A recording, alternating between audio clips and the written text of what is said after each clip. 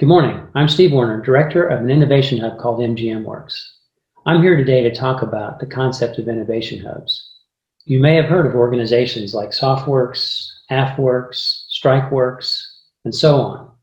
There are, in fact, many innovation hubs scattered around the country, supporting not only military organizations, but also academic institutions, municipalities, state and federal agencies, and national research labs. Each of these hubs serves a particular customer in support of a particular mission. My purpose today is to describe what an innovation hub is and how the interconnection and collaboration among the numerous hubs can greatly magnify the effectiveness of a single hub. The work going on at an innovation hub generally produces good results, but the true power of this innovation concept is generated when a group of hubs works together. There is truly great power in the network. So let me first describe what an innovation hub is about, and then we'll talk about the power of a network of hubs.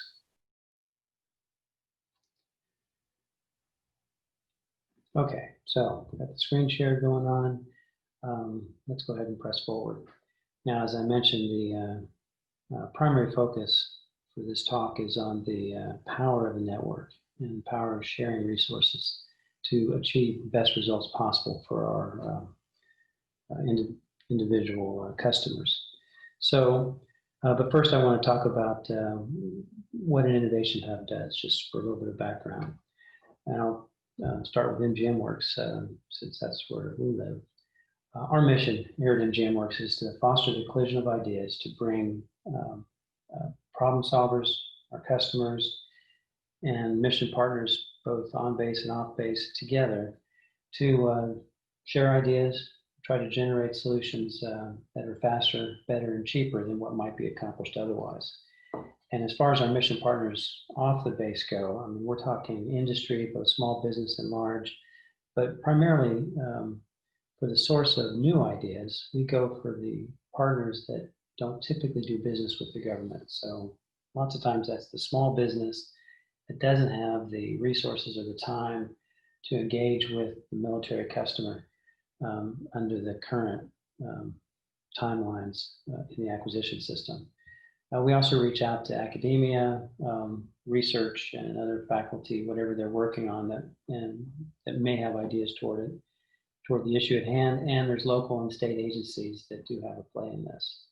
Our mission is to try to solve the problems for the Air Force, but lots of times those solutions end up providing some sort of commercial application. And so we have a great interest in making sure that if it has a dual use, that it can be leveraged to that. So we'd like to see the Air Force problem getting solved, but if it can be also applied in a commercial venue, even better. So we strive to make that connection, and our job is to be the super connector among all the different mission partners. So in our local organization, Defense Works is our headquarters, and there are numerous innovation hubs that Defense Works supports, MGM Works being one of them. But it's a natural connection here, where if we have a particular issue we're trying to solve, I can reach out to any of these other 5 hubs and ask for help, ask for expertise on, you pick it. SoftWorks, for example, has expertise in a number of areas, notably UAS and aerial vehicle systems, and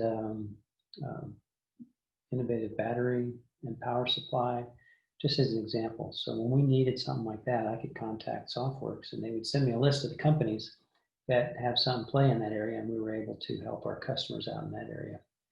At the same time, we while we support our particular customer, we share those resources, but there's times when our customer has a particular need that, to be honest, is better served by one of these other hubs.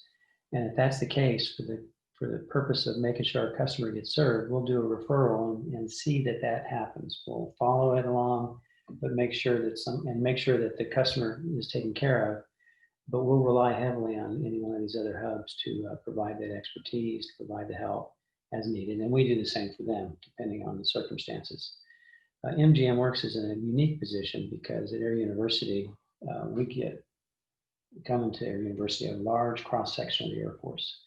There's about 5,000 that attend Air University in residence every year through one program or another, and then another 25,000 or so that go through eSchool, and we have connections with those students as well. So in that cross-section, in that group of 30,000 folks, we have every base, every rank, every specialty, whether it's cyberspace, civil engineering, every specialty represented. And I submit every issue known to the Air Force. There's somebody attending Air University who's familiar with the issue, has a passion for wanting to solve it, has ideas, and maybe needs that little nudge to some help from external partners to get over the hump on it. And we're here to help provide that, and we can reach out to any of these other hubs for help in that. Now, most of these hubs operate under what's called a partnership intermediary agreement. There are other instruments under which they could work, but most of them are under this PIA, Partnership Intermediary Agreement. And in the congressional language for PIA, it's set up and designed to facilitate the technology transfer between a national lab and a commercial partner in the commercial sector. So our primary contract is with Air Force Research Lab, which is the national lab. Our efforts are funded by Air University, and we have an interest in seeing that whatever technologies, whatever ideas that the Air Force is coming up with, that those can get transferred to the commercial sector for use in our national economy, and vice versa, that any commercial technology that's developed can be transferred and applied to military solutions. So MGM works like the other hubs, serves as a super connector between our customers, the problem-solving, problem-seeking, solution-seeking partners, with mission partners from off the base downtown. It could be small business, academics, just like I mentioned before. So we serve as that super connector. We don't take anything for granted. We'll challenge assumptions. If funding might be an issue, we will facilitate small business innovative resources, or the SCTR program, or other sources of funding, whether it's a grant or venture capital. We will try to find that funding for a customer to be able to press forward. Although I found that if the idea is good, funding is usually not a problem. So the focus is on getting the best ideas forward and getting exposure to those. A critical part of our operation is to maintain an expert network. We've been in existence for a little over 2 years, built up a Rolodex of industry partners and academics, and based on their expertise and what ideas they can bring, we will reach out to them as issues come across. And so we're here to try to facilitate those connections. As far as what we, or how we do it, these are some of the main categories. We'll do collaborative ideation events. If there's a particular issue, we'll invite folks from off the base with folks with the military to come together, share ideas, do a problem definition workshop to make sure, are we really going after the right problem? And then by combining the ideas and discussing it, something new and better grows out of it. And that's the goal for one of those. We'll sponsor educational technical workshops. In the course of events, in the course of our interaction on various projects, we've attracted attention of the likes of Red Hat, Facebook, Google, Microsoft, and these organizations bring technical workshops to offer to not only our military customers, but also our customers downtown. So we'll provide our space for these educational workshops. And then since the time of COVID, we now do those in a virtual sense. But we're facilitating those with the help of some industry partners. We'll execute design challenges. So if there's a particular issue that has a technical solution, or at least we're seeking one, we can put out a design challenge to say, all right, who's got some ideas to solve this particular problem? We're usually vague with the problem to the extent that we want to generate fresh ideas or ideas that might be out of the box. If you're too specific with the specifications, you'll get a very specific product, but it may not be the best. So our design challenges are fairly loose in the specifications, but then as ideas come in, we have intense discussions of those, intense collaboration to try to wring those ideas out and meld them into something that's truly innovative. We'll showcase innovative ideas through pitch nights. It might be student research that's presented that presents the issue the Air Force is trying to solve with a proposed solution. It could be commercial technologies that are brought in that we think might have applicability to military requirements. In any case, the purpose of the pitch night is to get exposure. And we'll do a pitch night, 3, 4, 5 different pitches going on in one evening. And there'll be cash prizes afterward or some sort of prize. Admittedly, sometimes the prizes aren't significant in their value, but the real prize comes with the exposure of the idea to the viewing public. And we try to maximize that to get the best exposure possible for those that are making the pitch. And we've had some pretty good luck with that. We'll facilitate workforce development, STEM education. We do things with the Montgomery Public School System. And some of those technical workshops that are provided are open to the public. And so folks will come in and take a course from Google or Red Hat and learn something that will develop their skills to enhance their employability. So, all right. So what follows are just a few photos as we step through some of this. And one thing I'll discuss about the pitch night. Last year we highlighted the student research. The best of the research had a diverse set of topics come in. Students presented. The first place prize turned out to be one that the Small Business Innovative Resource hadn't identified as a requirement, but it was clear from the presentation that it had not only a military application, but also a commercial. And it was basically this. The student had proposed using a Fitbit kind of technology to monitor vital signs of an individual that could relate to how well the individual would be alert, ready to perform that critical mission. If the individual wasn't up to par based on the physiological indicators, then they shouldn't be flying or performing a mission critical role. And without penalty, they just, okay, go get some rest. We're going to put someone else in that's ready to do it. And so the idea obviously has commercial application because it can be used for truck drivers, for example. So that generated, through the SBIR program, $1.5 million to be put toward whoever could come up with a solution. And since that time, three companies have vied for that and have won initial SBIR funding to press forward with some ideas toward that particular requirement. We've done some collaborative events. As an example, Project Flash, which you see here, was a student idea to put together small computers, basically Raspberry Pi size, put it into some delivery devices, which you see up in the upper right-hand corner. These were designed, by the way, in a design competition between 3 high school robotics teams. The winning team won a small cash prize plus the prestige of winning. And then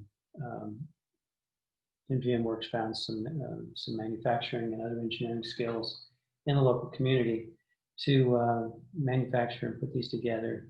The team took them out with an Air Force unit and tested them successfully. And so it appears that this, in fact, this is being procured by an Air Force unit for operational use. They'll continue to test it and develop it further. These sorts of engineering design challenges, the main theme is to come up with a prototype to prove the concept, and we do it as inexpensively and as quickly as we can. And then an Air Force unit, as one of the services, would procure it in order to organize, train, and equip forces for whatever the capability is. And this is an example that was done in short order within the time frame that the students were here at school. And it has now been transferred over to the Air Force for procurement and apportionment and use when needed. Okay, so pitch nights I mentioned already. We have done several of the pitch nights, again, to showcase the kind of work that's being done, or in some cases to show being done at every university, or in some cases to highlight what commercial applications are going on and bring that to bear for military use. So we're just here to make connections on that, and that has worked out pretty well in the past. So, and we'll continue to do the pitch nights. We have another one next week, in fact. Okay, so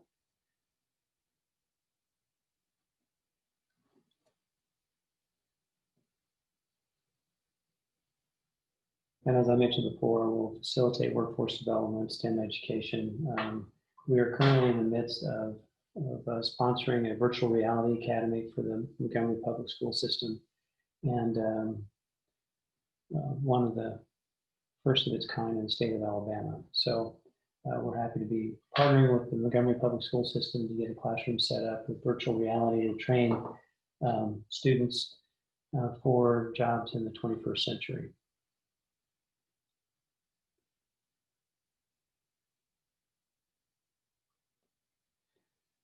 All right, now I've glossed over some of that, but if you're curious what sort of things MGM Works has been working on, successful projects and otherwise, just do a search on MGM Works on YouTube, and we have numerous videos there to describe many of these particular projects. One that I'd like to focus on just for a moment to talk about the collaboration of how a hub might do things is in the design challenge is called the Space Exploration Simulation Experiment. It's in effect a mobile space game, but when it came time to get funding from a external source, they were a little antsy about putting funding forward for a game. But we do know that gamification is an excellent educational tool. And so the students that came forward with this had indicated that space operations, the concept and our dependence upon space systems is so extensive that we really ought to know more about how space operations work. Not only space professionals in the U.S. Space Force, but airmen writ large, and for that matter, young people and whomever in the commercial sector ought to know what's going on with how space operations work. So the idea was to have a mobile space game that's unclassified. You can play the game, and as you step through the different levels, you learn about space launch considerations, orbit considerations, orbital intercepts, and other space-related missions. There are 30 in this game, for example. But for this particular challenge, the students came to us in December after their initial research and said they'd like to do some way to develop the game. And they'd come forward with some funding that they got from an external customer. And so we took it on as a challenge. Now, we only had 5 months because it came in December. The students graduate in May. And so we needed to figure out how to do this quickly. The one thing about the partnership intermediary agreement is in the congressional language, it gives us some leeway as far as timing goes. Under the federal acquisition reg, you would be required to put out a specification, a request for proposal, and leave it out there for 6 months to assure the widest exposure. And then after that, run the selection and contracting actions and so on. When we estimated according to those timelines and those processes, we had calculated that this would take probably a couple of years to generate the product and at least $1 million. We didn't have that much. We didn't have that much time. Now, under the partnership intermediary agreement, obviously we still comply with all the ethical rules, open and fair competition, transparency in what we do, but the timelines are different. So we were able to do this quicker as long as we could market it aggressively to make sure that it had open and fair competition.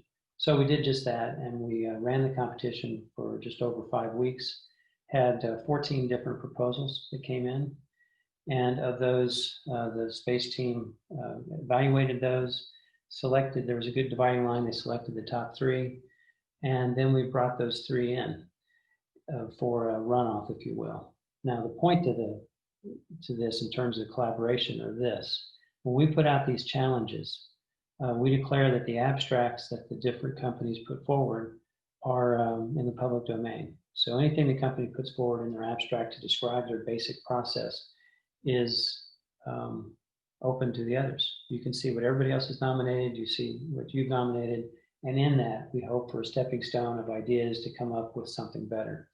And in fact, that seems to have worked out pretty well.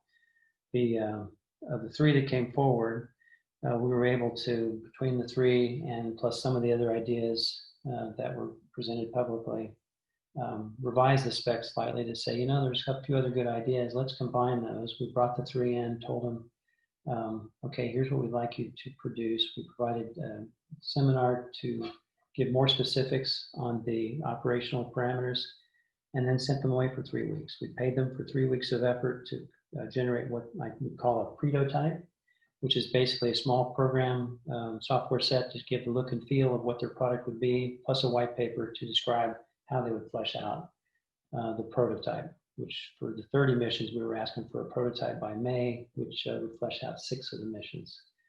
They did that. 3 weeks later, we paid them for their efforts, evaluated the results. If it had been close enough that, hey, a team effort would have worked, we could have combined 2 or even 3 of the teams together. One of them was clearly enough ahead that one of the teams was selected and given the contract to go ahead and produce the prototype. And they were able to produce it on time. We let the contract in early February, and by early May, we had the prototype. It was presented and demonstrated for the Chief of Staff of the Air Force, as well as General Raymond, the Air Force Space Command Commander. Both were very pleased with it. General Raymond committed Air Force Space Command to procure the product. And in fact, they have. U.S. Space Force has taken up the product as a program of record and will continue to flesh it out. So that has gone very well. In fact, they've actually expanded upon that and have contracted with the company to do a in-classroom sort of setup to provide more intensive training on some very specific missions. So that has turned out very well. I should point out that our estimate was, as I said, about $1 million in a couple of years. We were able to generate this product for less than a third of the cost estimated. And of course, 5 months is well less than the 2 years initially anticipated. So there's an example where the collaboration and the timelines available to us were able to help us do this faster, better, and cheaper for the Air Force. And so there's another capability that's out there for, in this case, U.S. Space Force to use to get their space professionals done and trained in the mission. By the way, the company, because it has commercial application, the company will market this in the commercial sector as well, with the agreement that whatever they put out there involving space operations will put the Space Force in a positive light. They're not going to, for example, make up new missions that violate international law. So it's a win-win all around, and we were pleased to be a part of that. The product ultimately now being procured by U.S. Space Force as that kind of screenshot for the customer. All right, so to the idea of the collaboration. In fact, before I press forward, let me talk a little bit about proprietary information. I mentioned in that particular challenge that the abstract was available to everybody. If you wanted to compete, you put it in, everybody gets to see it. Now, we do not deny a company the ability, if they want to bid something that's proprietary, they can. And we protect that in accordance with the agreement and the rules, and that's no problem. Unfortunately, we lose a little bit of collaboration that way, but that's part of the lay of the land. One thing I've learned, though, is if you have an interesting idea and you want to put a patent on it, unless it's something truly groundbreaking that no one's going to come up with for a long period of time, even if you own the patent, you have a very limited life on that. Ideas travel so fast and things progress. If you even start to put it out there, others are going to latch onto the idea, probably without violating the patent. And so it's tough to protect. And even if somebody does violate the patent, it could be somebody from another country, and unless you have the resources to fight that in court, and many small businesses don't, you end up losing out. So the key point I would make is that the key skill here would be speed and agility. You have a really good idea, you can go one of two ways, okay? Unless it's like super groundbreaking and no one's going to come up with it, but if it's a typical one, you have one of two paths to take. One is you hire the right folks to bring them in to develop the idea, get it to market, and press, but that takes time. Or you get some collaboration going with other companies who have the resident skills, form partnerships, get it executed and marketed and out there. Leverage it as much as you can before the idea becomes more widespread, and then, okay, time to move on to the next thing.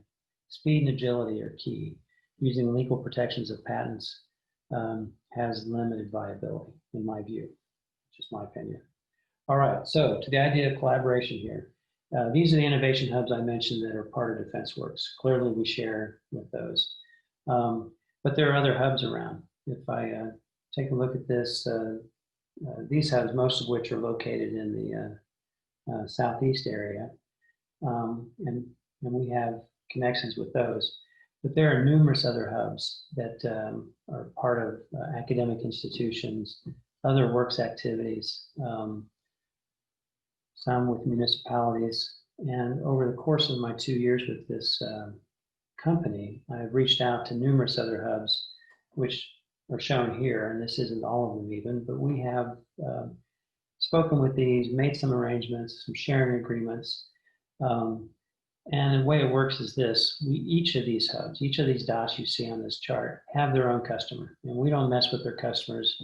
That's why they're in existence. They're paid for by that customer generally to serve that customer. But to help them succeed, we will share contacts that we have. We'll share a list of companies that might be able to help them with a particular project. Sometimes we will refer our customer to one of those other hubs for specific help as needed. But that's just to get the mission taken care of. And in the long run, that helps because those hubs do the same thing for us. And so we're able to share the resources, and we typically don't share our customers, right? In order to help each particular hub with their own business case. But sharing the resources is the key part to this. We can share ideas, we can share contacts, and it all boats rise for everybody. Now, when it comes to bringing ideas together, obviously we want the ideas to compete, to come up with better ideas. But for one hub to compete with another to the point of being exclusionary about information is not helpful to either one. And so the collaboration of ideas and resources helps all of these hubs succeed. And that's the power of the network that I'm talking about. I have only had 2 hubs. As I've said, I've reached out to a bunch of those. I've had 2 indicate that, well, we'd rather not play. We'd rather just compete. Okay, well, all right. So I don't really deal with those at all. But for those willing to share, we have formed some excellent partnerships and have done things for each other that have proved to be fortuitous for our customers.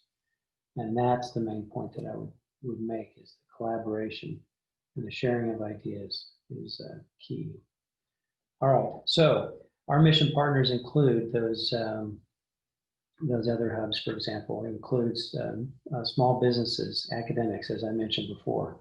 And we know we can't succeed without the sharing of information and the help from all those entities. And we hope in return to be able to connect those folks with others so that they can in turn succeed. We've asked all of our mission partners to come to our webpage, sign up for our newsletter. We send it out once a week. In our newsletter, it'll tell you not only what's going on at MGM Works with our customer, it'll tell you what else is going on around the Air Force. We'll give you links of what the other hubs are doing so that you're a small business and you see something cool that SoftWorks is doing. We'll show it on our webpage and then encourage you to make contact directly with SoftWorks to work the particular thing that you want to work. If it helps your business, that's excellent.